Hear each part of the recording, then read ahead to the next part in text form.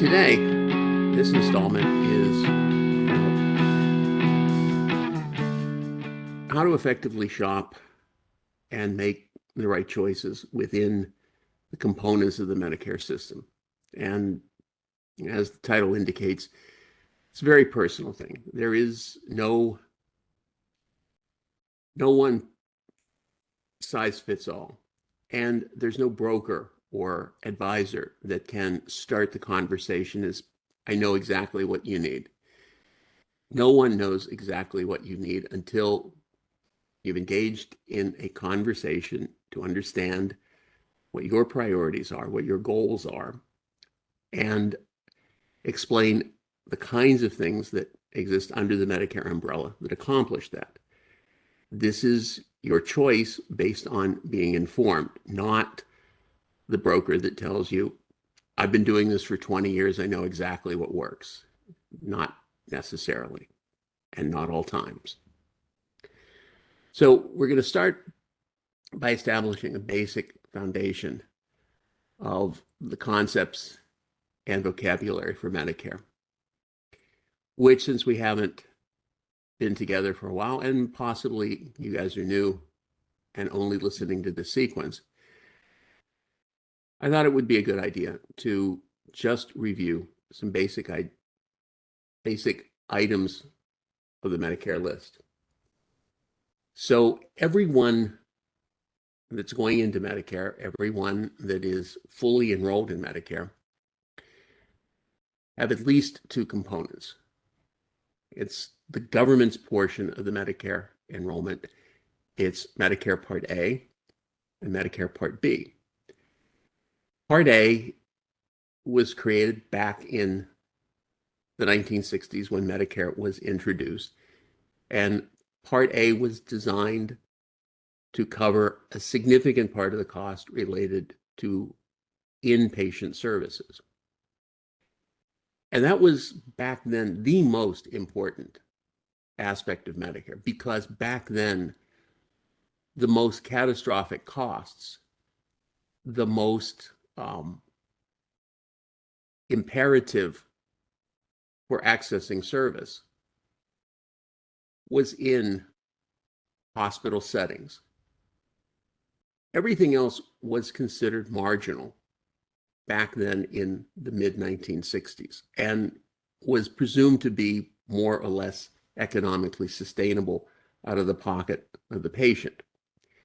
So much so that Part B was almost considered an optional enrollment piece. Now, that's clearly changed. And Part A and Part B are at least co-equal. Probably Part B has overcome Part A in importance because most services are done in an outpatient mode now rather than an inpatient mode. And even those two have been superseded by things were not considered essential for coverage purposes, and that's prescription drug.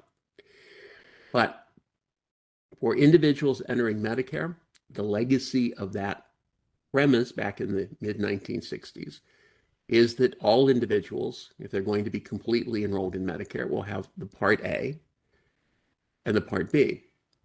And Part A and Part B still, if you're using that as your primary coverage, are going to cover a significant part, but definitely not the entire costs.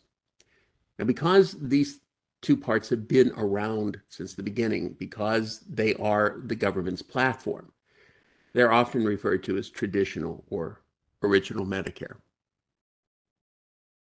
And these are just some of the examples of coverage items under Part A for inpatient services. The actual process of being in an acute care or a hospital setting, or the follow-up to that, a skilled nursing or rehab facility.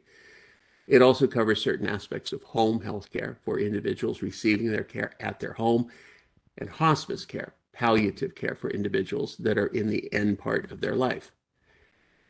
Part B covers pretty much anything that is defined in a outpatient or observation status, the visits to the doctors, the diagnostic tests,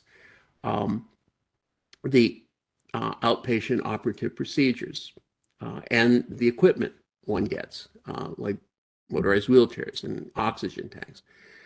These are all the things that Part B under the Medicare system, and they're often referred to as Part B services, even if they're covered by private insurance rather than Medicare A and B. There are certain things that Medicare A and B don't cover. They've never covered these items, and maybe one of these days they will, but they certainly don't now. That includes coverage for routine eye care, routine dental care, accessing hearing aids, and the cost of being in a personal care or long-term care facility. In that case, the Medicare system, not just Medicare A and B, but any of the private insurance products under the Medicare system will not cover once the individual is transitioned into what's called long-term care. And certainly if Medicare or private insurance deems the services to be not necessary under those circumstances, Medicare won't cover. Now, Part A, and this again goes back to the legacy of it being so essential that it was almost mandatory that Americans would be receiving Part A at a certain point in their lifetime. And the cost of that for Americans was always presumed to be zero because they were supporting the Medicare system while they were working. So while you are employed, whether an employee of a company or self-employed, you're paying out of your income a certain amount of tax directly towards the Medicare system, and that's directly supporting Part A. And if you've worked and paid into the Medicare system for at least 10 years, think of each year as giving you 4 credits. And if you've accumulated 40 credit quarters over 10 years, it doesn't have to be consecutive. It's simply that in your lifetime, you worked at least 10 years. You've accumulated enough credit quarters that your expectation of Medicare Part A is zero. And if you haven't accumulated those quarters, if you're married to someone that has, you can piggyback on that. About 95% of the people in Medicare in any given year have acquired the necessary 40 quarters, either directly or through their spouse. And the expectation for most individuals is your Part A is going to be zero cost. Doesn't mean it's covering the entire cost of inpatient service, but the premium to acquire it is zero. It's still going to stay the same for 2023 for those individuals that achieve their 40 credit quarters. It's still going to be a zero cost.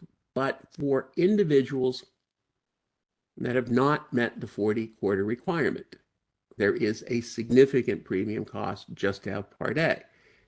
In 2022, if you are minimal quarters, less than 30 is going to generate a cost of nearly $500. And if you have a modest amount of quarters between 30 and 39, but not quite 40, you're looking at still a pretty significant premium, $274. Well, next year, the $274 goes up to $278, not a big bump, but still in itself a pretty significant cost.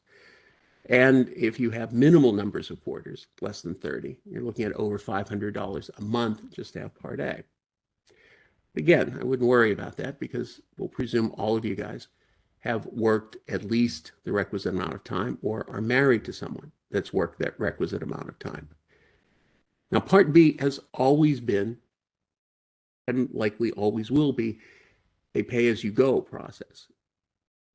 It was presumed that individuals might or might not enroll in Part B way back, and the contributions that were made during their working lifetime was exclusively to support just the Part A, the inpatient or hospital portion of Medicare. So this portion, Part B of Medicare, is generated by a combination of budget allocations from the federal budget and premiums that individuals enrolled in Medicare pay on a monthly basis. So for those individuals enrolled in Medicare for this current year, the Part B premium is at least $170.10.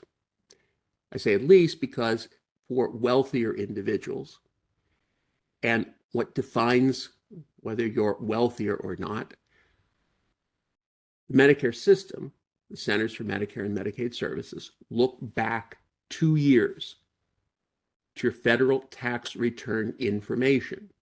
In this case, 2 years from 2020, rather 2022, would be your 2020 tax return. And people say, well, what line or what kinds of income are accumulated? The definitive line that shows the income that the Medicare system is looking at is the line on your tax return that says this is your adjusted gross income. Now, there's some modifiers, and they're not, from the standpoint of the beneficiary, positive. It's potentially going to even add additional income to that adjusted gross income amount. So if even without additional adds, like certain non-taxable incomes that are added, if you're already over the benchmark for paying more than the base premium, then you know you're going to be in one of the IRMA categories. IRMA stands for Income Related Medicare Adjustment Amount. And it's always going to be looked at an immediate 2-year look back. So next year, 2023, they're going to be re-examining everybody's enrollment in Medicare, now using 2021's income information. And you don't have to accept the determination if your income is more. You can ask for reconsideration, make an appeal. That means pointing out that 2 years ago income is not reflective of your current income situation. And there is a template, a model for presenting. This is something that I do probably every November, December, at least a few dozen times for people that say, wait, 2 years ago, I was making a lot more money. Market was doing good. I was actually employed. I wasn't retired. Things have changed. And there's about a 90% likelihood of getting it reduced to a lesser amount. But keep in mind, it can also work the other way, that you may have some good years in the future. And every time, every year, your Part B is being examined. It's being examined by looking back 2 years to your tax return, looking back to the information that indicates your wealth, not your taxable wealth, but your real wealth, even your non-taxed income. So they're looking to determine a snapshot of your wealth. The 2-year look back is at least realistic from their standpoint, rather than going through a more detailed investigation of your annual wealth. But they also leave open the door to be able to definitively challenge that this is not a good reflection. They're putting the burden on you, basically, to say, okay, that quick look you took isn't fair and it isn't realistic. All right, let's see what's realistic this year for you. And usually that's successful.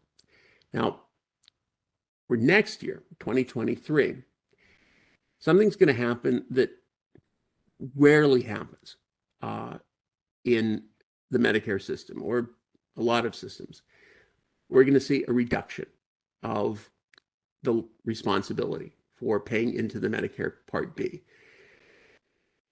And the biggest reason is for 2022, we saw one of the biggest increases in the history of Medicare for the Part B premium. It was a 15% bump from 2021 to 2022. So in 2021, the base premium was $145, and it was boosted up to $170.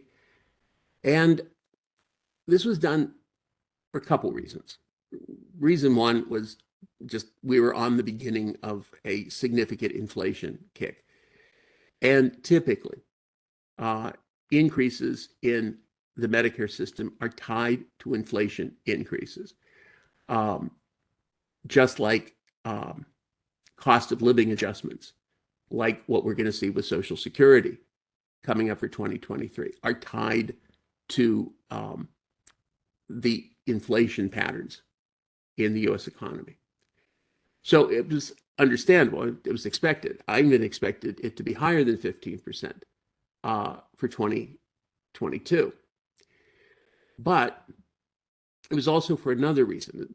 A significant cost was, from Medicare's standpoint, concerned that it was going to be unleashed on them.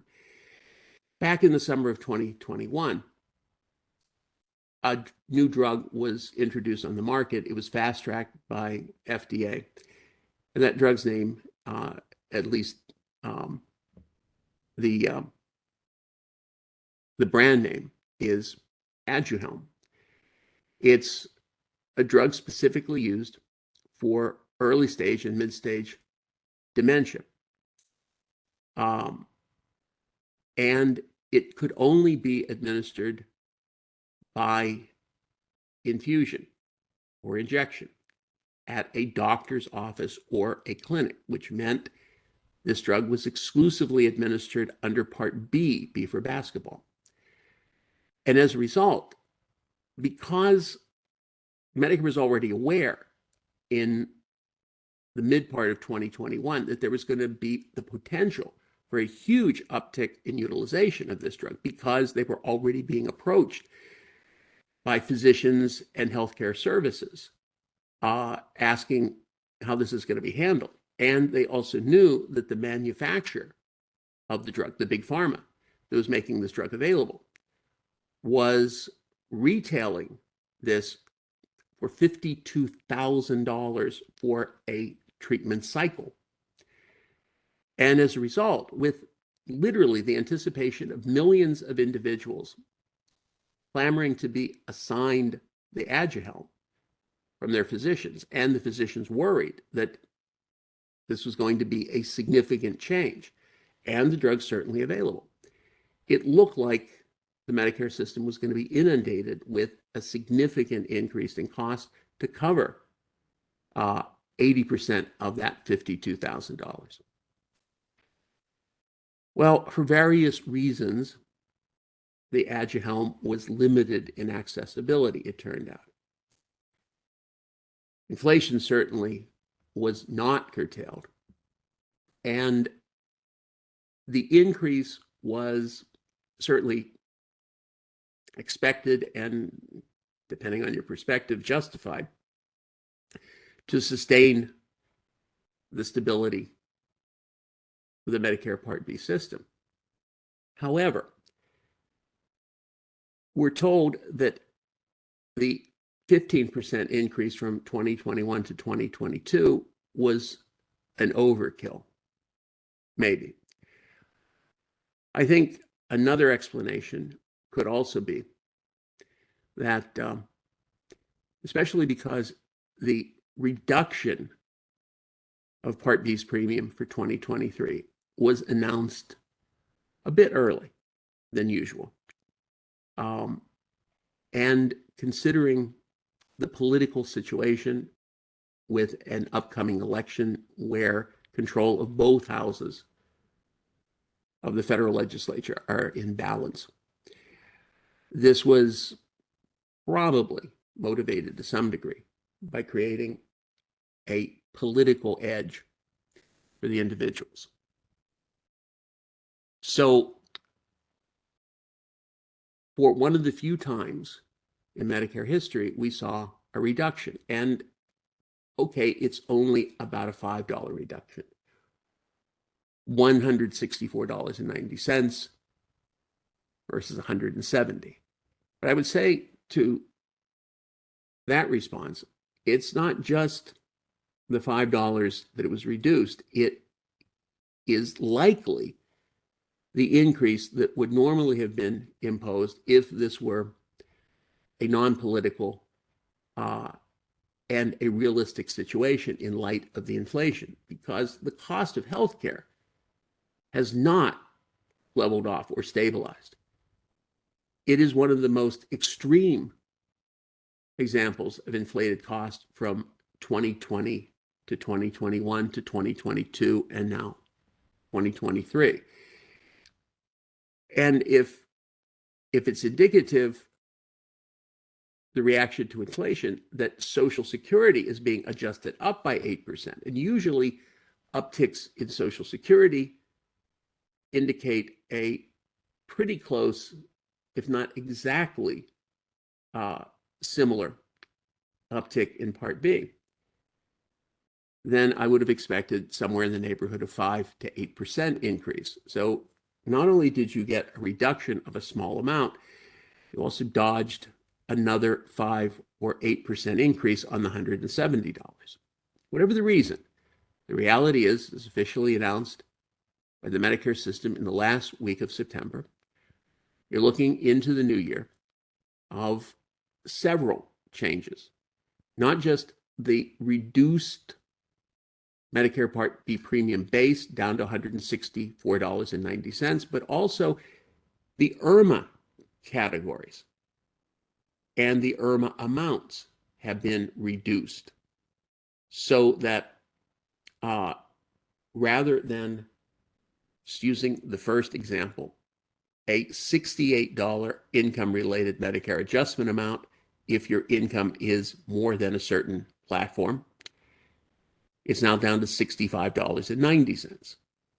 And each of those IRMA amounts has been reduced a bit from 2022 to 2023. And the categories of definition of IRMA assignments has been increased a bit. So this is a good year for individuals looking at a reduction of the cost of being in Medicare. Not by much, but any reduction is good. And the same thing applies for individuals whose income is above the thresholds that they are assigned IRMA amounts. There's still the capacity to challenge any increases based on IRMA by demonstrating that the metrics that the Medicare system was using, looking back, in this case, 2021's income, is not giving a good indicator of what the current income situation is. Some people are aggressive about trying to get a reconsideration, especially if their IRMAs are in the high stratas, that the IRMAs are actually as much or more than the base amount of the Medicare Part B premium. It also is a motivator for individuals, especially if they know they're going to be in a sustained high income category foreseeably for the rest of their life. It's not just what the market did in a particular year. It's not just how successful they were when they were working. They expect to be economically in a superior category going into the foreseeable and probably entire future. And as a result, going into Medicare earlier is just generating a higher cost if they can have an alternative, which is continuing to work, continuing to be covered by an employer plan. And when the individual knows that they're looking at possibly just for Medicare B, a $500+ premium, and then adding everything else onto it, most of those individuals find that what they're provided through their company or through their business, especially if they're one of the partners or one of the senior members of that business, is much more cost effective to rely on that for as long as they can, rather than enter the Medicare system. And it's often a big motivator for people to delay entering Medicare till as later of a time as possible. So Medicare Part A and Part B, the basic platform, will have in itself some cost. For most individuals, Part A will be zero, regardless of what the cost adjustments are for people with less than 40 quarters.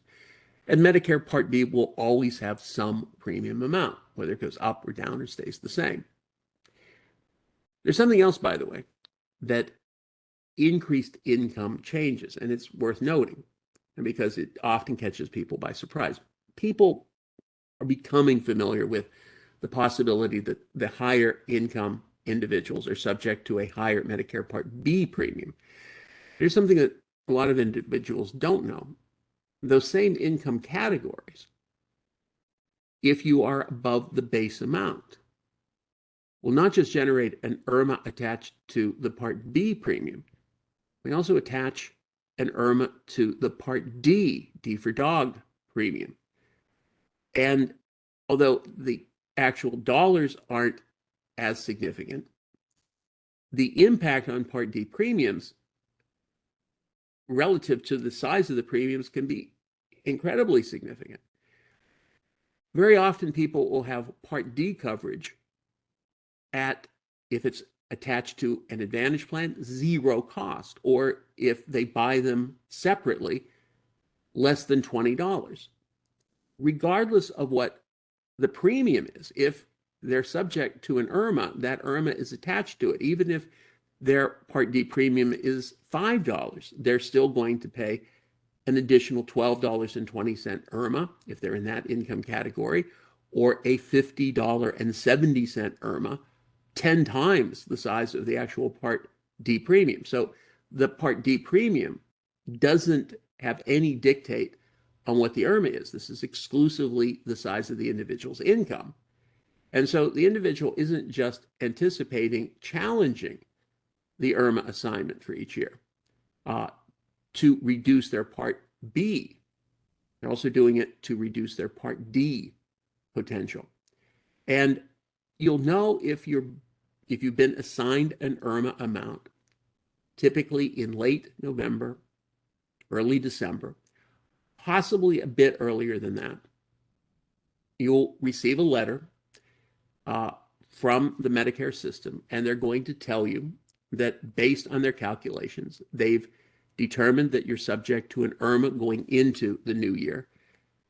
And it will also point out that you have the capability of challenging that. And if you do it within a relatively short period of time, you can catch it before it's implemented. You can challenge it even during the new year. But obviously, the later you wait, the more opportunity for taking the IRMA out of your Social Security or having to pay it in some way. So when individuals are anticipating the cost for being in the Medicare system, they have to take into account not just Part B, but the potential increase of Part Bs due to their IRMA. And they also have to anticipate, if they're going to be subject to an IRMA, not just the premium cost of the Part D as it appears in the market, but how much additional they're going to have to add on to that because of the income-related Medicare adjustment amount. But being in Medicare means more than just Medicare Part A and Part B for most individuals. Because in addition to the cost of having Medicare A and B, just the premium amounts, there's also the cost sharing that Medicare Part A and Part B imposes on individuals. It has been essential into the Medicare system from its creation that there would be cost sharing for individuals enrolled. And 50 or 60 years ago, that cost sharing was relatively low enough that individuals were presumed to be able to sustain that cost sharing out of their own pocket. Well, over the past 50 or 60 years, with the cost of healthcare escalating significantly and the amount of healthcare available significantly escalating, it's impractical to presume that individuals could cover the additional cost sharing exclusively out of their own pocket. So the norm for individuals in Medicare is not only to have Medicare Part A and Part B. That's typical, that's presumable of everyone, but also to have additional products through private insurance providers. And these private insurance products are essentially built to either supplement Medicare A and B or replace reliance on Medicare A and B for covering the cost of the health care. Now, typically there's three ways that people are going to obtain these private insurance products. For some individuals that work for certain employers, or spouses of individuals that work for certain employers, for example, like government entities, state government, county or municipal governments, or individuals that work for public school systems. And occasionally still some individuals that work for private employers that, because of union agreements or just because, for whatever reason, they found it beneficial to provide their retiring employees with a health, and that health benefit is not mandatory. They can certainly turn it down, but it's usually the choice of the individual retiree. If for no other reason, because it seems to work and it eliminates the need to go shopping for something else. And usually the employer goes to great lengths to demonstrate the viability of this benefit. They usually have some type of transitional seminar where somebody representing the product comes and touts the benefits of it. And the truth is, sometimes it is good, and sometimes it isn't, and often it's more expensive than what an individual could find by simply going by themselves into the marketplace and finding that identical product being sold for less, which is counterintuitive. One would think, it's like, well, if it's going to be exactly the same product or close to the same product that I could buy off the rack, how come it's so expensive if the employer is supposed to be negotiating on behalf? And the truth is, on a very regular basis, well more than 50% of the time, in comparing products that the employer is offering from the same company using the same benefit mix to a product that same company, that same insurance company is offering on the marketplace, it's significantly less. And one of the explanations might be because the employees are not motivated to go looking, or not even aware that they should be looking, or believing this must be the norm, that this is an excellent opportunity for that insurance company to pick up a significantly larger amount of revenue. And often it's with employers that are quite aware of that, and without casting aspersions, sometimes arranged that way intentionally. So I often find when I'm doing benefit comparison that one of three possibilities occur. With an employer benefit, it's comparable to products that you can find in the marketplace, but significantly more expensive. It's of less quality than products that you can find, and the prices are still more expensive than the comparable product.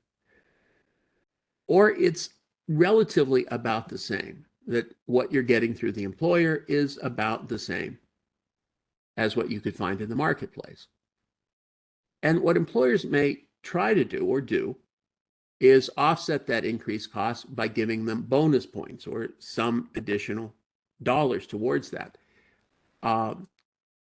rather than just negotiating to keep the premium cost down. And often those dollars that are representing a bonus to reduce, it's really taking it out of a pool of the employee's accumulated funds anyway. So again, no skin off the employer.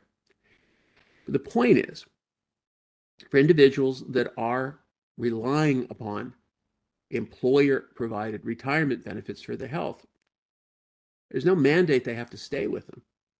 One exception, federal employees. But aside from federal employees, individuals can choose to exit the employer benefit, they might not be able to get back into it. But then again, if they're exiting it because the quality of the product or the cost of the product is not that sustainable, they're not really losing much, and going off into the marketplace and finding a similar product if that's what they're looking for, or most likely a better product, and most likely at a lesser cost. So during the enrollment times every year, individuals that are offered employer retirement benefits might do well to compare that benefit to what they can find on their own. But there's the problem.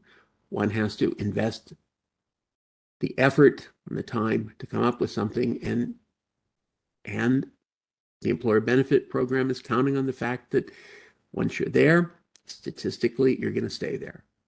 Once you're there, as long as you can afford the cost, even if it's an escalated cost, you'll do it because it's just such a pain to look alternatively.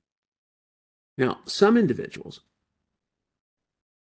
are going to be not only eligible for Medicare, they're going to be eligible also for another government benefit called Medicaid. Now, two ways this happens. The individual is impoverished prior to their being eligible for Medicare, and they rely initially on Medicaid exclusively. And as they age into the Medicare system or are disabled long enough to enter the Medicare system, they also pick up Medicare in addition then to Medicaid. They're now dual eligible. But it also happens the other way. An individual that has been on Medicare exclusively for some time, because of economics, but more likely because they are entering into long-term care and they and their family aren't able to pay the direct cost of being in long-term care. They rely on the Medicaid system to step in to pick up the shortfall of what the long-term care facility is charging and the part of that that they can't come up with after they've exhausted their resources or after they've protected them by sitting down with the state planners. What's left of the responsibility is picked up by Medicaid.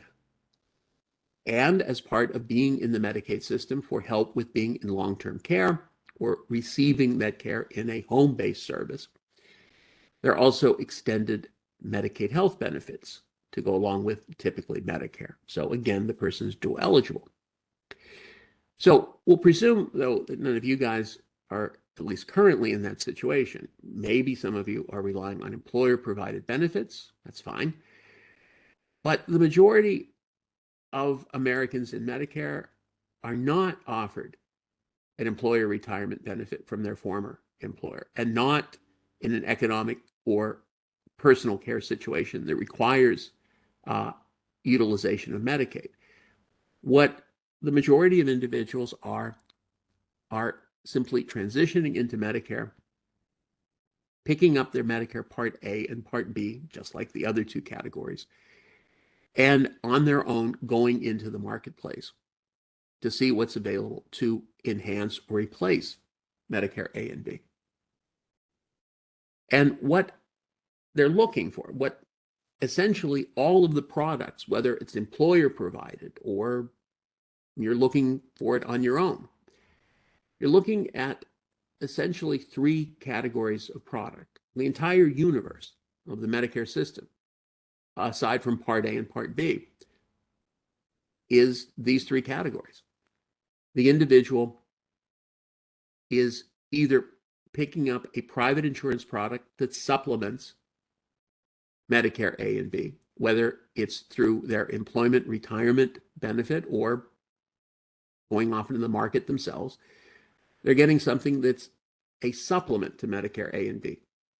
They're often referred to as Medigaps, or especially if it's an employer provided benefit, a Medicare supplement, a Med Sup. Those individuals are using a combination of Medicare A and B as their primary coverage, and the private insurance supplement to pay off the balance of what Medicare A and B doesn't pick up.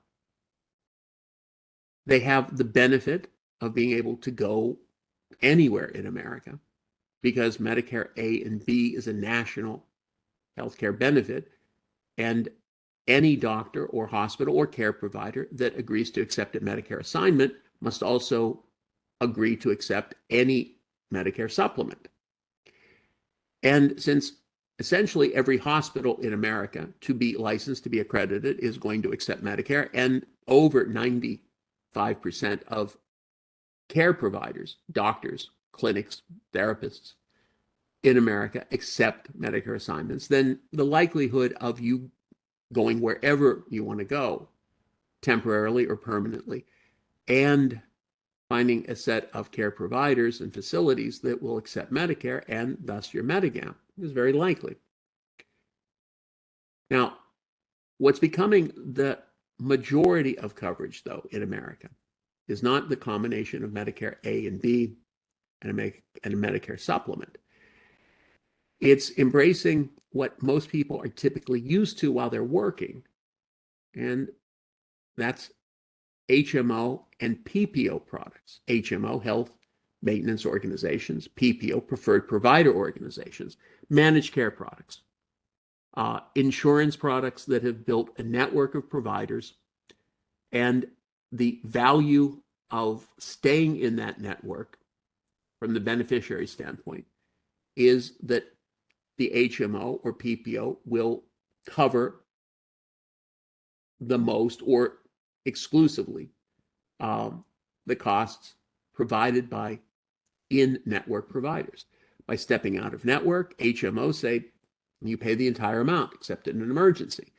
PPOs, well, if you step out of the network, will pay some typically, but not nearly as much as if you stay in the network. Also, the nature of the Advantage plan, the HMO and PPO, is to provide less in the way of cost sharing than a combination of Medicare A and B and a Medicare supplement would do. But you're embracing these limitations, staying within a network of providers, and getting less cost sharing coverage in exchange for a lower premium.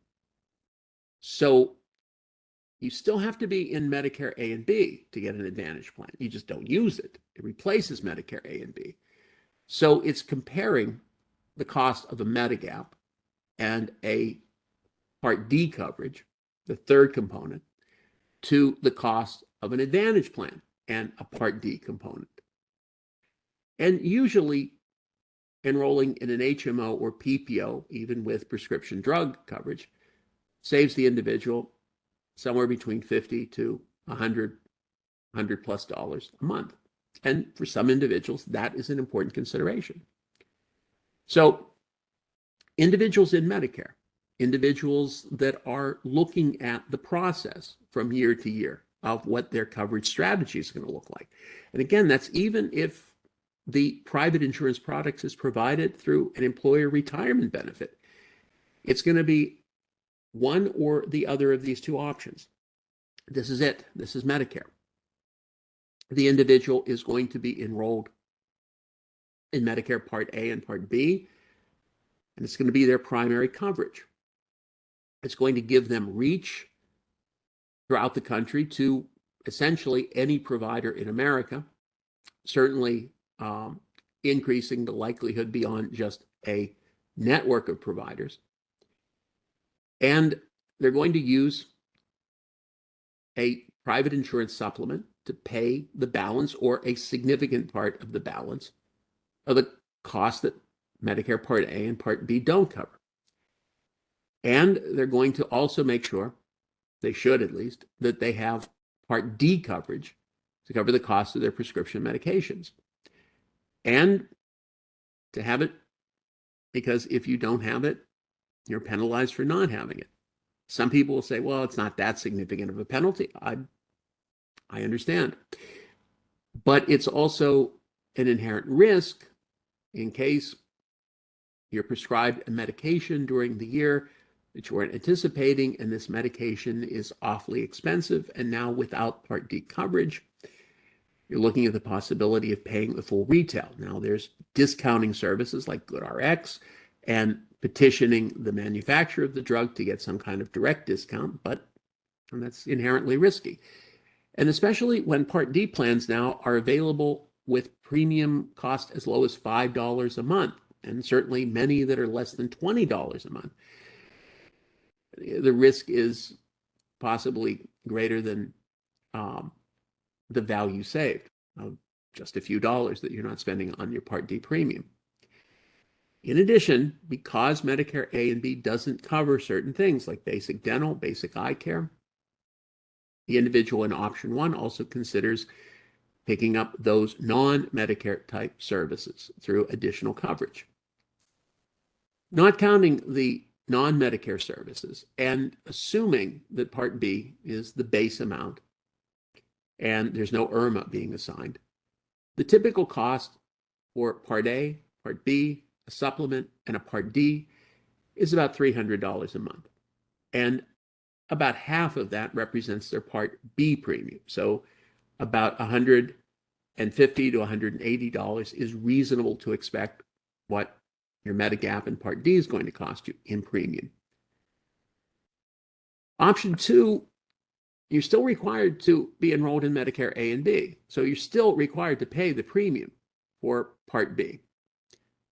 You just don't use it. You're using exclusively the HMO or PPO product, the managed care product, as your exclusive coverage.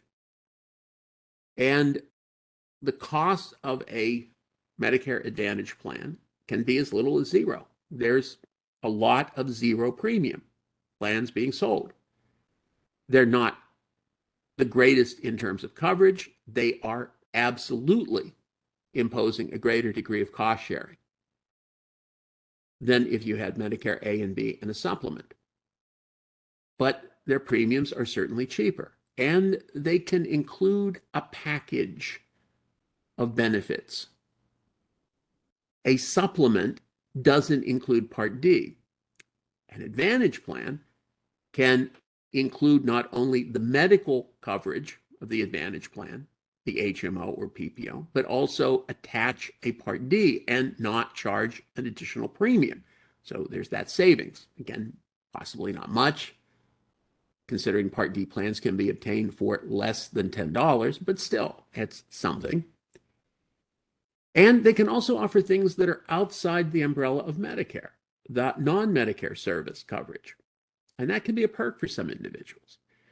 The ability to get maybe not very much, maybe not very good, but some basic dental coverage, some basic vision coverage, and the possibility of getting things that aren't even truly medical, like a concierge service for someone to help navigate you through the process of utilization. Don't forget that person's an employee of the healthcare system, and their allegiance may not necessarily be to you, but hey, it's somebody giving you some information. As well as access to health club memberships. Hey, I love to play pickleball, so any opportunity to do what I want to do and not have to pay additional costs for it is a good thing. Some people want those things, the additional benefits, the perks, the swag, at that point when they're entering Medicare or while they're in Medicare, more than they want the healthcare coverage, because at that point they're relatively healthy. Their utilization is minimal. They're not taking any medications, or their meds are just basic generics. And they pride themselves on maintaining their health in their 60s, even going into their 70s. And the ability to get a HMO at a zero premium is enticing to those individuals.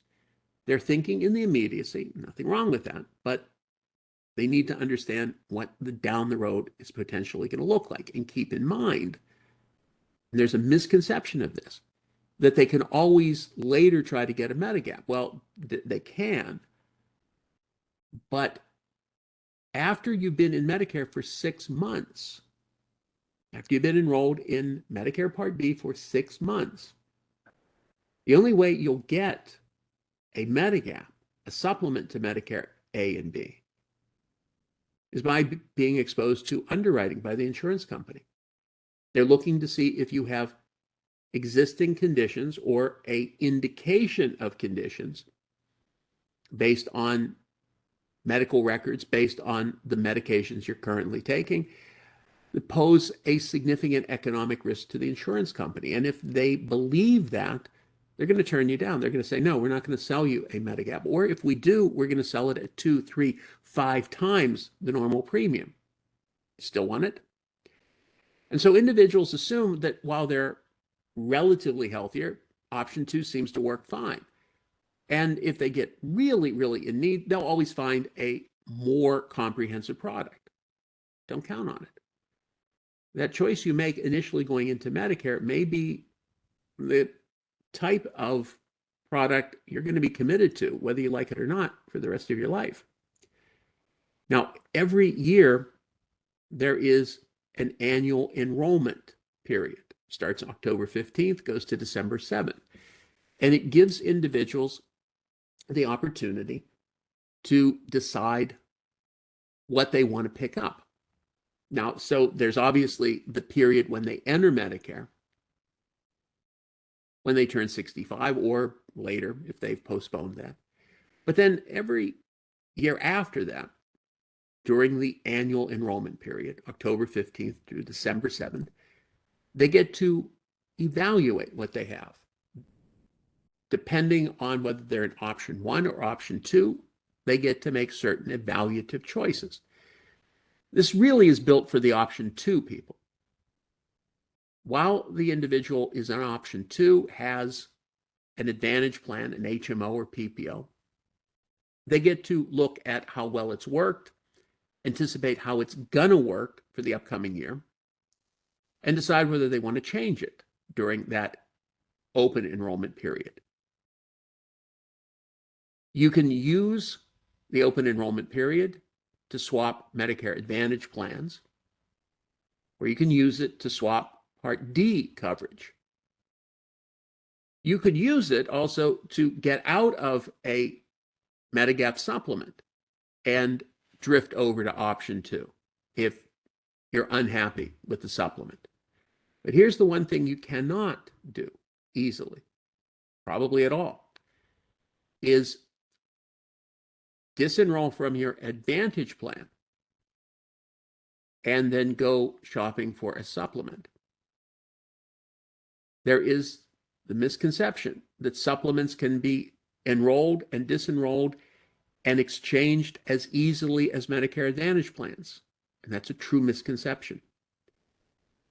Because again, once you're past your initial enrollment guarantee, the only way you can be assured of getting a Medigap is by passing through underwriting. And the older you are, the more conditions you've accumulated, the less likely that you're going to pass through an underwriting process. Now, I'm not dissuading you from anticipating, trying, but I'm also warning you, preparing you for the likelihood that by the time you want that supplement, it's because you have conditions that require increased healthcare coverage. And that's exactly the reason why you're going to be denied. Or if you're accepted, it's going to be at a premium that you're going to find unacceptable. So this is really an initial and a once-in-a-lifetime decision whether you're going to embrace option 1. You can always go from option 2 to option 1 to option 2 later if you're dissatisfied with your supplement, but you won't be able to go from option 2 to option 1 that easily. Something else about the annual enrollment period. Now, typically everyone gets that Medicare is open from October 15th to December 7th. The choices you make go into effect January 1st. But here's something else. Once the enrollment season is typically over, once you're looking at the selections you've made, and by not making a selection is actually making a selection, you decide to keep what you have. It automatically rolls over into the next year. But once January 1st starts of the new year, you get essentially a second look at your Advantage selections and your Part D selections. If you are dissatisfied, if you discover that the Advantage plan turns out to not include in its network certain providers you wanted, if you misunderstood the way the system works, or you just made a bad choice for whatever reason, you get 3 months to correct that. From January 1st to March 31st of the new year, if you're in a Medicare Advantage plan at that point, you can disenroll from it and exchange it for another Medicare Advantage plan. Get one exchange during this 3-month period. You get one free choice again. You can switch from an Advantage plan to another. You can even drop the Advantage plan altogether if possibly you've got an alternative that you might be able to enroll in a Medigap if your health is such that you can pass through underwriting, or you have some triggering event that gives you a new free ride, and you want to shuck that Advantage plan. You can get rid of it and just pick up a standalone Part D plan. You're going to need that if you're going to work with a supplement. The one thing you can't do, if you have a standalone Part D plan already, you cannot switch the standalone Part D or another standalone Part D. So if you're in option 1 and you've selected a Part D plan to go with Medicare A and B and your supplement, and oh no, this Part D doesn't cover my prescription medications. I thought it was going to continue to cover those meds, and now they changed the formulary and I wasn't paying attention.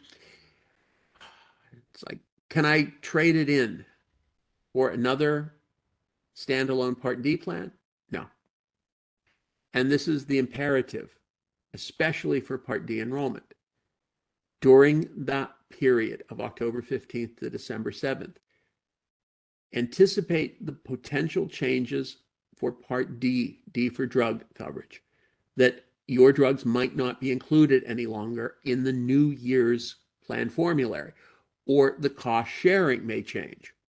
And as a result, if you're not paying attention, if you're not reviewing your current plan to see if it's going to still work the same way going into the next year, maybe in for nasty shock. And in this case, this extended enrollment time is not going to give you the opportunity to change it. So Advantage plans certainly have an opportunity to correct themselves. Even the concept of getting out of Advantage plans altogether and shifting to option 1, if you're lucky enough to be able to pass through underwriting. But you cannot swap one Part D for another. That's exclusively in the normal October 15th to December 7th enrollment time. So when you're doing your shopping, and this is not just shopping for from year to year, it's when you enter the Medicare system, it's determining what products, what product alignment is going to work best for you. There's 2 approaches. One is, I'm just going to get a broker and say, here, pick something for me. And that's fine. I mean, it's certainly a way to do it. But now you're absolutely depending on the broker. And it's like, well, it's my brother-in-law, or it's a friend that absolutely knows what they're doing. They may. But they're governed by their own biases, their own preferences. And there's always the possibility that they're imposing those biases and preferences on you without fully understanding what you want, what your priorities are. And I often find when I try out a broker just to see the approach, just to reinforce the idea that it starts with when I explain I'm turning 65 soon. It's like, great, let's get you a product. I know a really good one. Most of my clients pick this. Like, you don't know anything about me. You're being about as transactional as you can be. Here I am, a customer. Here we go. Here's the tie you need. This is the one everybody wants. Let's ring it up. It's like, wow. Hey, look, I've been doing this for 20 years. I know what I'm talking about. And I'm taking it to an extreme point, but it very much is like that. The assumption on the part of the broker that they know what the person needs, what the person wants, this is the best for them. And that's okay if you want to put yourself in the hands of that individual and presume they know what's best for you. But there's another way. It requires more effort, but has potential of paying off more effectively. Start before you reach out to any entity that's going to assist you in getting these products. And sitting down yourself and saying, what are the things I want this coverage to do? And keep in mind, there are a wide spectrum of products and what they can do and how they can do it. There's not a thing. There's not a one size fits all. This is the thing that is both a value of the Medicare system. There is such an immense breadth of products, but it's also the devil of, my God, there's so many details. I'll never figure it out. And again, we're inclined to say, look, I just don't want to deal with this. Get me somebody who'll do it for me. That somebody should compel you to engage in an initial conversation that defines what you want. They would know what products exist and the capabilities of those products, but it's contouring that product availability to your needs, your wants. And it's also not just the things that are important to you, it's the priority, the ordering of those things. What do you want most, and what are you willing to sacrifice to get that most important thing? So what are the kinds of things? What are the values that you're prioritizing? Well, here's some hints. And again, it's not one is more important than the other. These are simply coexisting characteristics. You decide what's the most important. There's the coverage of the products. Does the plan or your plans cover all the specific things you want? The services, the products, the things not just you want, but you need. And you have to anticipate these are the things I absolutely need, or the things I want it to do. I don't necessarily need to have dental work, but I sure would like to get dental work. I certainly would like to get a hip replacement, and I may actually need a hip replacement. Or I am battling cancer and I need an effective, comprehensive guarantee of access to cancer care. And not all products work the same way and do the same things. There's accessing the providers, not just are the services covered, to what degree, how much is the cost sharing, but also can I access the places I want, the hospitals I want to go to, the doctors I want. Is there a network that I have to be worried about? And is this worry something that I have to deal with every year? Every year, this network could change. Next year or the year after or a year down the road, I might not be able to access with this product. And does that mean I have to be diligent every year? Or is there a way that I can be guaranteed access to wherever I want to go and get what I want when I get there, so I don't have to worry about that? And thus, the process is easier. I want to minimize my concerns. I want one less thing I have to worry about in dealing with this. I want to know that for the rest of my life, what I'm selecting will stay exactly the same way. I want something good, and I want it to stay that way. I don't want to have to deal with every year, oh, do I have to reevaluate things? Do I have to make a new pick? What's going to give me the surest access to the services I want? And how easy or how difficult is that in dealing with the insuring entity? Make my life easier. How important is that?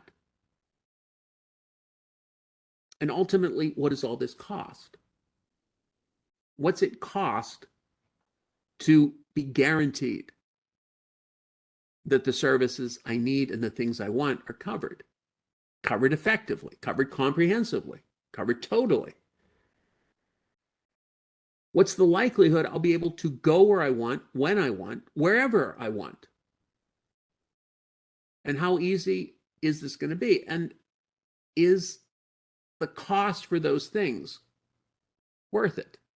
Or am I driven by, I want to get the cheapest, absolutely the stripped down, lowest cost I can find? That's all that I'm worried about. I'll sacrifice those other things. I really don't care about particular doctors or hospitals. They're all alike to me. And I'm really, really, really, really healthy, and I don't see the need for anything. And I don't need any special services or products. I just don't want to spend a lot. Depends on who you are. Depends on those values. It also, it's worth noting that those things will change. Your priorities will change. The value of the services and products will change. And that in itself is a value.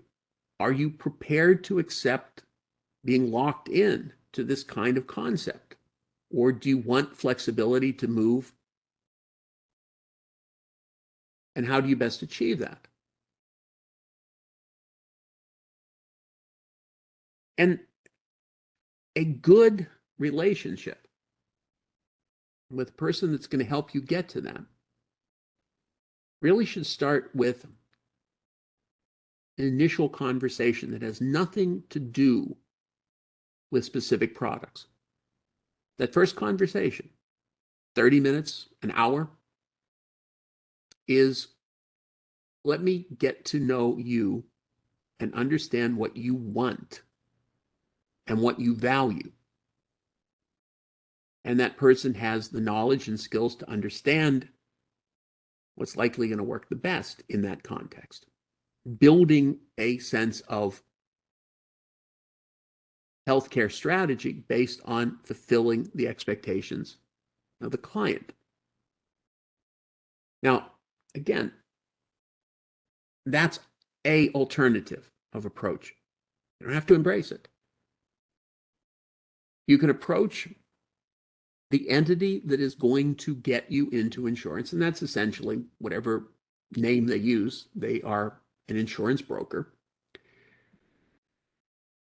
And you're either going to go to this broker, and by the way, the broker could also be just a glorified way of calling this person a customer service rep, in enrolling in Part C Advantage plans or Part D drug plans. A simple phone call to the company. You're talking to someone that, put quotation marks around, is a broker. They are licensed to enroll you, or they're facilitating as the assistant to a licensed person. They're essentially customer service reps. They're just empowered to do the enrolling over the phone. Or you sit down with someone called an independent broker, but they're all the same. They're within the state that they're doing business, legally empowered to enroll you. So are you reaching out to this entity as nothing more than a facilitator? saying, look, I already know what I want. I know exactly what Part D plan I want, or I know exactly what Medigap product I want. I know my mix, and I'm coming to you to enroll in that particular product.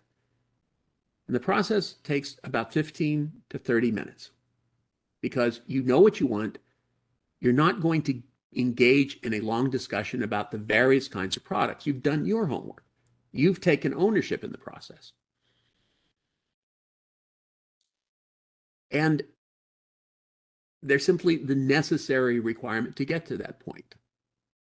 In some cases, you can even bypass completely the customer service rep or the broker by self-enrolling. You can use the Medicare website to enroll in Part D and Advantage plans. I'd recommend at least use the customer service rep capacity of the insurance company to make sure the application was done correctly and goes through correctly. And you have a confirmation number and an assurance and a contact person to make sure the process actually realizes completion. But there's another approach. And too often this is used, and too often people are unsatisfied with the results because they come in with an expectation that the person they're relying upon will do the best job for them. And this is the broker not simply facilitating picking a product that you've already arrived at with some due diligence. You're coming completely naked to the broker and you're saying, I don't know what I need. I don't know what I'm supposed to do. Advise me. And that's fine. Then the issue becomes how trustworthy, not as an individual, let's assume they're trustworthy, at least at that level, but how trustworthy is their advice? Is it correct, first of all? And more importantly, is it contoured to you, what you want? And this person is not likely going to reveal, here's all sorts of possibilities. And what do you think? They're going to focus in on the thing that they want to move because imagine that this individual is in the process of selling product. The way a broker is comped is the commission from the product. So the more products they can sell, which also dictates the amount of time they're going to spend. Volume carries a certain connotation, and especially during enrollment season. It's going to be difficult for a broker to take 2 or 3 or 4 hours and work with you and have multiple meetings with you. But the truth is, that's what it takes if you want to be completely informed. So you can either say, no, I just trust the broker implicitly, completely, entirely. Okay. Or no, I don't trust anyone with something as important as my healthcare coverage, which also implies how important is the healthcare coverage for you? How important is saving thousands of dollars a year by making a good choice versus, oh, this didn't work out at all. This is going to be a terrible year. All of those things should be discussed, should be revealed in the process. And again, what I find in testing out the independent brokers is they're not going to engage in 4 or 6 or 8 hours of conversation and research. It's just, it isn't productive for them as a broker. And so either you're doing that kind of work yourself, or you're seeking out someone who's not a broker, but is a fiduciary advisor who's not paid on commission, but receives a fee or some kind of compensation. And there are services like that. that will sit down and say, we will walk you through the process as a client and not as a customer, not as a potential sale. And again, that's not for everyone. A lot of people don't want to put the time in, even if they were accessible to someone that would spend hours with them. It's just, no, I don't want that. Just pick something quick. Okay. So there are ways to approach it. When you initially enter the system, and every year, there are ways to approach it. And I'll tell you a secret. The more time you spend trying to take ownership of the process, the more you engage yourself year after year, the easier it gets. There's a certain rhythm to it that ultimately reveals itself. And I would tell a client that if I show you how to do the research of the process once, twice, thrice, by that point, you're doing more and more of the effort. You know the search tools. You know how to take an analytical look at things. It's a learned process if you want to learn that. And again, some people just don't. Doesn't mean they're incapable. They just have other things they'd rather do. And some people really embrace it. They love doing the process of the research and doing the comparison. It's just the individual. So at this point, open for questions. And if you bear with me, I'm going to give Drew a call. We're going to see if we can do it for the phone.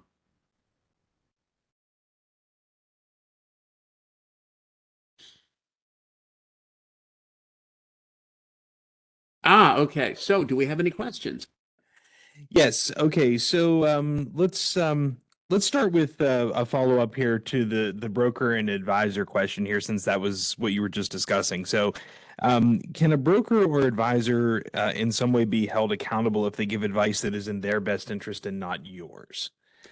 Well, they can be held accountable, but the problem is going to be because there's not a true fiduciary relationship. It's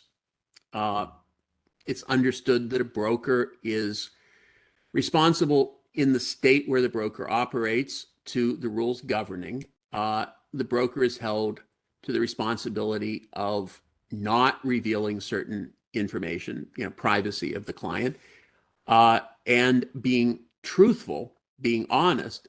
But being truthful and honest doesn't mean they're being comprehensive.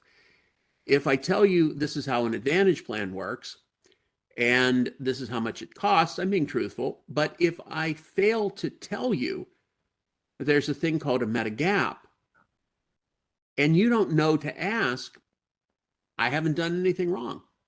I have explained information.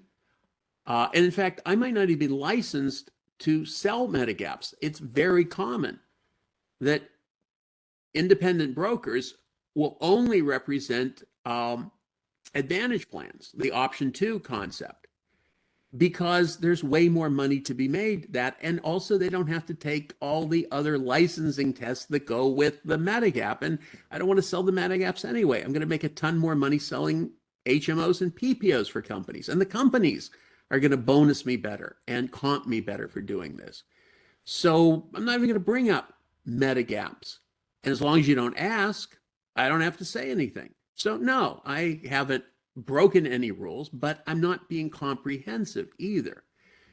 Now, an advisor, presumably one you've established the fiduciary relationship with, there is a higher level of accountability. It's the relationship is not, this is the not part, I'm not an agent of this insurance company selling you a product, which is what a broker is, even an independent. They're licensed with the insurance company. Their relationship is not with you. It's really as a representative of the insurance company trying to sell you one of the insurance company's products. And as long as they haven't abused that process or gone outside the boundaries of what's set by either Medicare for selling Medicare products or the state that they reside and do business in generally, and there's no accountability. really have to catch them going completely off chart in saying something that's absolutely wrong, or in being invasive or intrusive in the process, or discovering that they're revealing your personal information or selling it, to hold them to under some level of accountability. With the advisor, like the lawyer, for example, that relationship is now forged between you and the professional. That person belongs to you, is advising you uniquely, specifically. They aren't going to be commissioned by a product. In fact, that's the point. One of the first questions you would likely ask to get a sense of the relationship, is there going to be a fee charged? And how are you comped? Well, I get commission. Now, it's like, again, you could say, well, okay, fine, everybody's got to eat. Or you could say, so that means that what you sell me is going to pay you. And this could inform of what you're going to be pushing, because it's going to define possibly a larger or smaller commission or bonuses or things like that. And prepare for the retort, well, I'd never do that. Okay, maybe you'll never do it. And maybe certainly consciously you'd never do it. But again, this defines the relationship. And many people obviously are comfortable with this. It's fine. You're just a rep of the insurance product, and that's okay. I'm used to this kind of relationship. But some people may say, no, I want someone that's going to be my person. I want a unique relationship. And that's not going to be with the broker. That's going to be with someone that is an advisor rather than a commissioned seller. Okay, excellent. So that goes to another question that we had submitted here. When it comes to people who may have chronic conditions, um, can you know ahead of time whether it's better to stick with something like a Medigap and the first option that you had on your screen, or is it better to go with first a option? Hold on, this one. yeah, or is it better to go with something like option 2? Here's the way I would explain it. There's no such thing without knowing the person and the person's values and priorities in saying better or gooder or it's the best. It's talking characteristics. It's saying, without talking to a person, I can tell you the characteristics of a option 1 are going to be the following, and the characteristics of an option 2 are going to be the following. But that person that has chronic needs may have values that are counterintuitive. They may say, I just don't have the money. I know I really, really need something different, but I don't have the economic means. Or I don't care about my chronic condition. I really don't care. I'm not going to do renal dialysis. I'm not going to try to have an organ transplant. If it's my time, it's my time. And to try to impose on you a level of comprehensive coverage that's going to say it'll pay for everything. I'm not going to get it anyway, so why would I care? So here again is the example of what seems to be so logical, so absolute, may not be in this particular person. And it's the first step is always to get to know that individual, the family, the needs, the capacities, these kind of things. The person that you would think naturally should go into Medicare, when you say, well, here, let's get to understand what your economics are. Oh my God, you're going to spend $500+ a month. Are you kidding? Yeah, there's a thing called an IRMA that's attached to your Medicare B premium. So even though what your employer is providing isn't nearly as good for your chronic care needs as what Medicare could build for you, the cost of being in Medicare is going to be 2, 3, 4 times more than what the employer is going to provide. And balance that. And you may still say, no, I want Medicare. I want the higher level of quality service, and cost is certainly secondary to this. I can tell you that option 1, Medicare A and B, is going to give you more reach to more facilities. It's going to let you go to cutting edge facilities treat your condition wherever they are, because likely they're going to also accept Medicare, and that means they'll accept your supplement. I can tell you that a supplement will likely pay the entire balance of the cost, even if it's millions of dollars in cost, as long as it's covered under the Medicare A and B system. And as long as it's that, then a Medigap is compelled to pick up and cannot say, oh, no, we're not going to pay that. We're going to uh, renege on our responsibility. That responsibility of deciding whether this is going to be covered or not is exclusively with Medicare A and B. And if Medicare itself says, yeah, well, certainly in this situation, we're covering it, the Medigap must comply. And as I said before, if the provider accepts Medicare, then the provider must accept that supplement, and the supplement knows that they're going to be accepted. Now, if these are qualities and characteristics that's what you want more than anything, and even if it means paying an extra $100 a month for that, then that's the direction, that's the solution. But it has to be arrived at by understanding a conversation first, what you want, and then a conversation about here's what exists and here's how it works. And then you say, okay, I know what it is. The thing that's going to do the best for me under these circumstances is this selection. Now it's then boring down into the specific products that represent that selection and saying, what's out there? What are the prices? And how do we get them? So this is a sequential step-by-step. It's built on baby steps. First, getting into Medicare, the basic enrollment, then selecting the products based on what you need to accomplish, what you want to accomplish, and then the final step of acquiring them. But that acquisition should be the only time you bring in the customer service rep or the broker as purely facilitating. And if you think you can accomplish this process on your own, good, okay, it's possible. But if you say, no, this is really hard, or at least I want a guide initially, there are people that will do this that are not brokers as an alternative. Okay. So you had briefly touched on pre-existing conditions earlier. You had mentioned that. And I guess this kind of goes along with this option 1 and 2 as well, is there anything that Medicare can deny coverage on based on a pre-existing condition if Medicare would normally cover it? No, not on a pre-existing condition.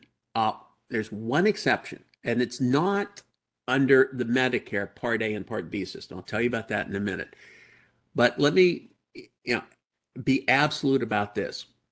If this is part of Medicare's coverage model, if they say, yes, we typically cover stays in a Medicare assignment hospital, hospitals that say, yeah, we take Medicare.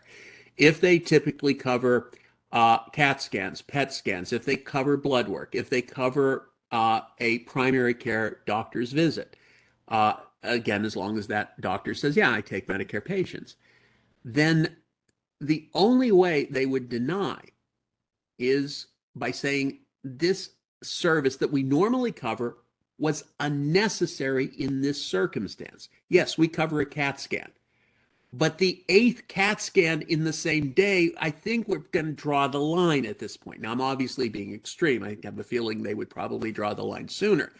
But to make the point, yes, normally that first CAT scan we're covering. And okay, we'll do the other one because something went wrong with the first one. But there reaches a point where they'll say, even if this is covered in principle, in actual practice in this case, we don't. But they never can say, oh, absolutely, your pre-existing condition precludes that. Now, there is one situation where pre-existing condition can be problematic, and there is a shifting towards doing away with this, but we're still kind of there. And there's an irony. This is not about Medicare A and B. This is about Medicare Advantage plans. The one condition that could preclude an Advantage plan, an option 2 from taking you, is being end-stage renal. And if you go into the Medicare system end-stage renal, there is the possibility that a Advantage plan will say, no, not going to take you. There is also the possibility that if you develop stage 5, if your capacity, your kidney's capacity to function is at the lowest possible level, stage 5 of kidney deterioration, then attempting to go from one Advantage plan to another would be, no, we're not going to take you. This is the one time we can disqualify you, and we're going to certainly take advantage of that. So understand that. It's not on the part of Medicare, ironically, it's on the part of Advantage plans that have been empowered to turn you away for that one particular reason. Okay, and the last question that I have here, and I'm going to go ahead and unmute or give people the ability to unmute themselves here in case they want to ask a follow-up question when I've finished this one. But the final question that I have here from the chat is regarding the doctors that may or may not accept Medicare. Mm-hmm. If you have a doctor that you've been with for a set amount of time, and then you transition into Medicare from your employer's healthcare plan, Mm-hmm. and that doctor, for whatever reason, does not accept Medicare, are you obligated to then change doctors? Do you have to pay out of pocket? Do they have to keep you on? Like, what is it that I guess what is it that the doctor is obligated to do under Medicare, if anything? Okay. There is no obligation that a physician has to accept Medicare patients. Uh, there is no obligation either that a physician uh, becomes part of a HMO or PPO network. It is possible. There's some that exist this way that are absolutely independent.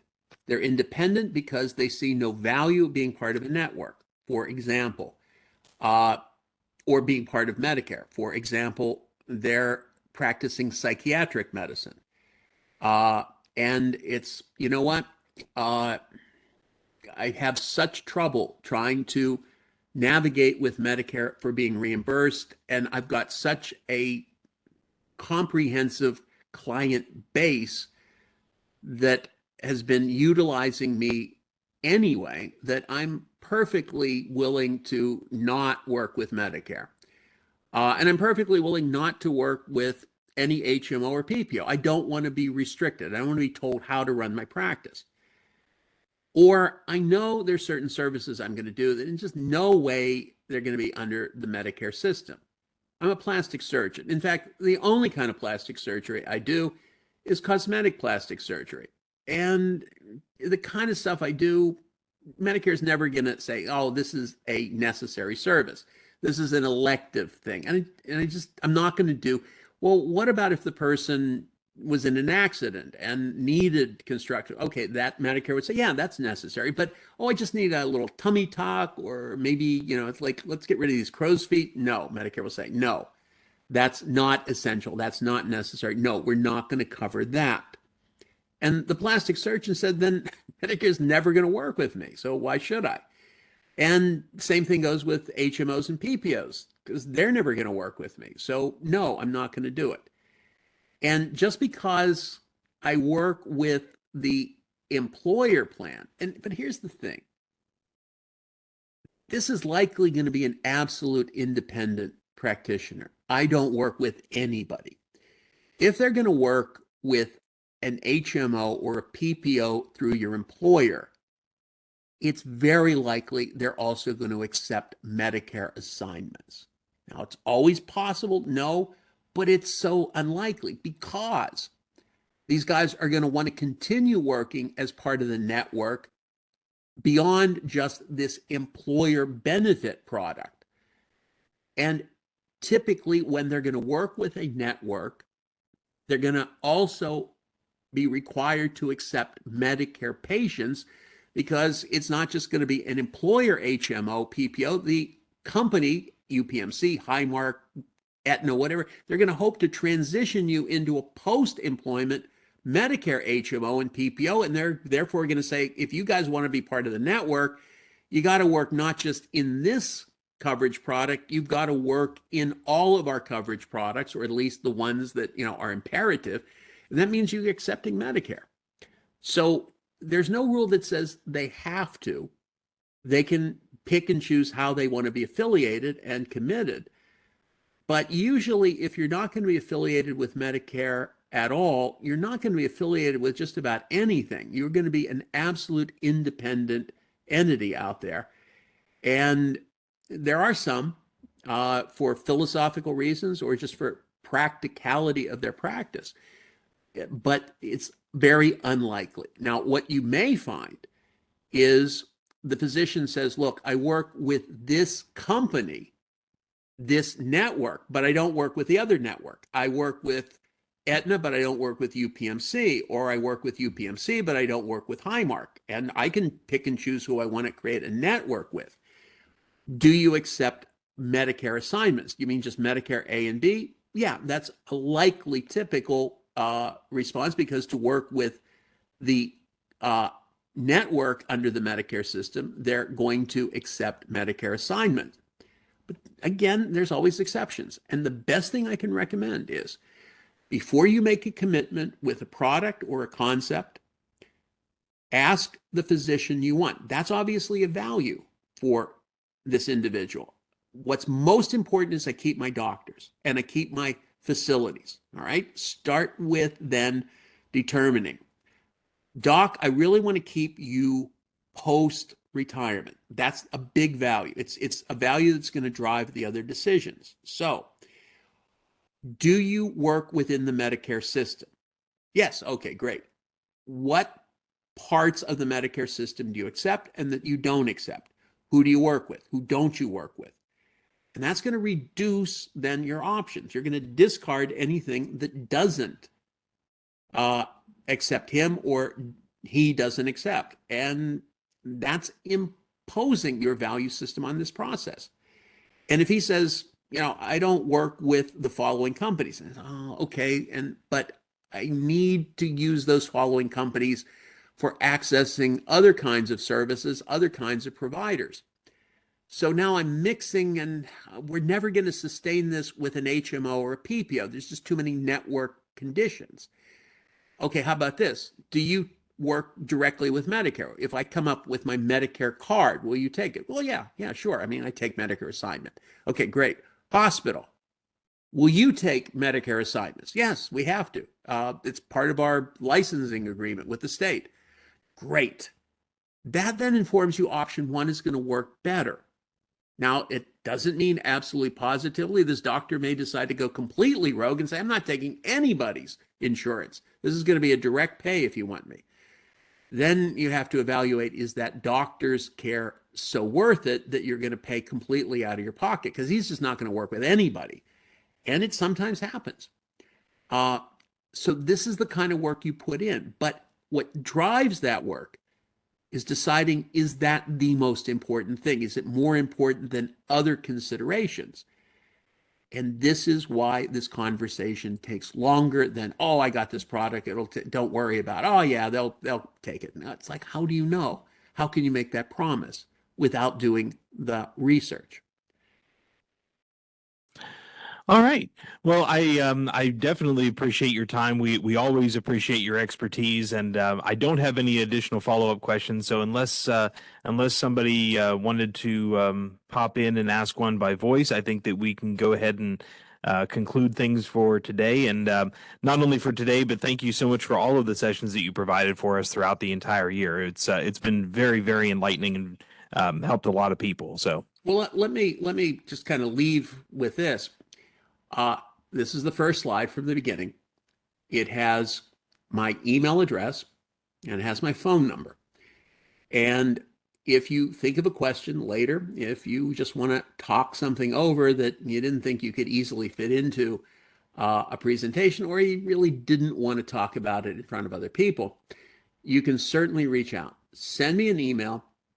Tell me when you're most available, what the convenient time, and I'll usually email you back within a few hours, certainly within 24 hours, to acknowledge I got the email, and then say, when are you available? If you haven't already revealed that, when do you want to set up a meeting? And the typical way I would have a conversation with you is by Zoom, not not the one we're doing now. It's, I use a Zoom platform. And usually it's a multiple series of meetings. It could be just a short one. I got a quick question. Okay, then I may even be able to address that, just with an email. But if you want to talk something over, be happy to do that. And that number is our program's number. By the way, our program is Pennsylvania Healthcare Benefit Solutions Program. We're a 501c nonprofit funded by federal, state, and other government entities and private funding sources. And our mission is to help people navigate through the healthcare system. So hopefully you won't have any problems, but just in case, more questions or issues, be happy to talk to you.